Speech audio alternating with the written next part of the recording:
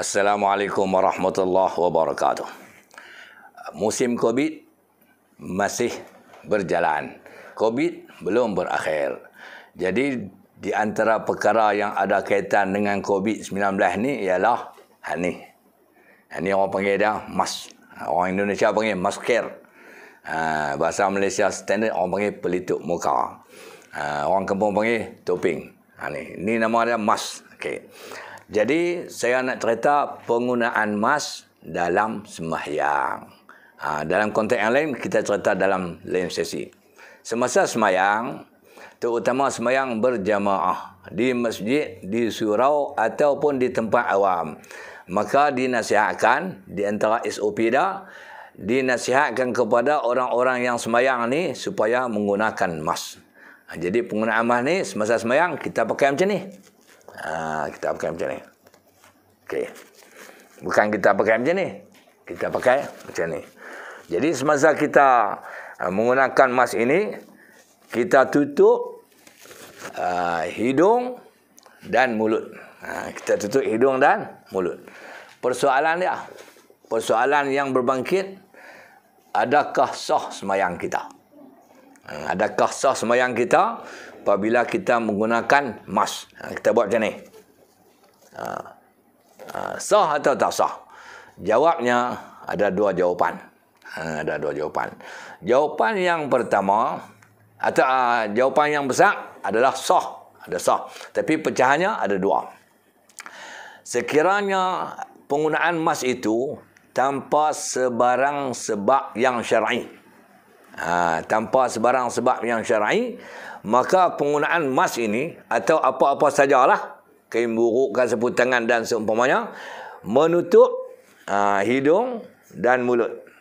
Menutup hidung dan mulut, maka kalau tak ada sebab, tak ada pasal apa, sembahyang kita masih sah tetapi makruh. Tetapi makruh. Tetapi sekiranya alasannya syar'i, seperti takut berjangkit, macam COVID ni memang dia berjangkit lah. Kita takut dia berjangkit, nak menjaga lagi bersin, dia hinggap kat orang ataupun bersin orang tu hinggap mai kat kita. Kerana takut berjangkit, sebab jangkitan COVID ni bahaya, kita pakai ni, maka sebab itu syar'i.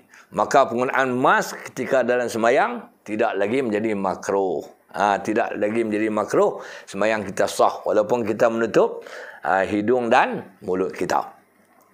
Ini suasana sembahyang di mana? Di masjid, di surau, sebab ahli-ahli yang sembahyang tu menghimpunkan di antara kawan-kawan kita, anak-anak Korea, adik-beradik kita dan seumpamanya. Tapi kalau kita sembahyang di rumah bersama dengan ahli keluarga kita, dan ahli keluarga kita ni kira semua sejahtera daripada COVID. Kita tak syok dia kena COVID, kita duduk salam setiap hari dan seumpamanya, maka janganlah guna mask masa kita sembahyang. Kerana kalau kita guna mask masa sembahyang ni, hukumnya adalah makruh. Pasal apa? Tak ada sebab. Tak ada takut jangkit apa. Sebab kita dengan ahli keluarga kita yang memang seorang pun tak ada disahkan penyakit itu.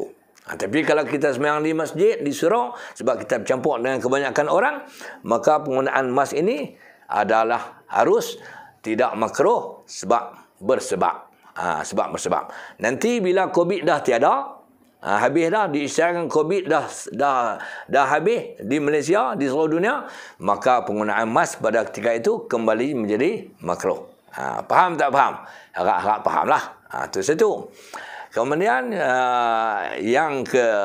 yang kedua, kalau orang pakai mask ni, misalnya tekat ni, kalau orang pakai sampai tutup macam ni, sampai tutup dahi, apa hukum pula? Apa hukum pula sampai tutup dahi? Maka dalam mazhab Syafi'i, kalau kita tutup dahi macam ni, semasa sujud sekali tu, masa berdiri tak apa lagi. Kalau kita tutup dahi macam ni, sekiranya benda ni, mas ni, semasa kita sujud, bila kita bangkit, maka dia tertanggal. Dia tertanggal daripada dahi kita, hukum sembahyang kita masih sah. Hukum sembahyang kita masih sah. Tapi kalau kita melekat dahi macam ni, kita bangkit daripada sujud, berdiri balik, qiyam semula, dia masih ada di dahi kita, maka sembahyang kita tidak sah. Jadi dalam mazhab Syafi'i dia kata lagu tu lah. Tapi kalau dia tertanggal, tak mengkit-mengkit, dia kita duduk nampak balik. Maka sembahyang kita adalah sah. Jadi saya beri penjelasan kepada tuan-tuan dan puan tentang ada seorang dua duduk tanya tentang penggunaan mas dalam sembahyang. Jadi kalau kita pakai mas, sembahyang jemaah di masjid di surau, pakailah musim-musim Covid ni, dia tidak makruh. Tapi kalau tidak pasal, kita pakai sembahyang masih sah tapi makruh. Dalam rumah jangan pakai sebab memang makruh, sebab tidak ada ahli keluarga yang berjangkit. Harap-harap faham penjelasan ini. Wassalamualaikum warahmatullahi wabarakatuh.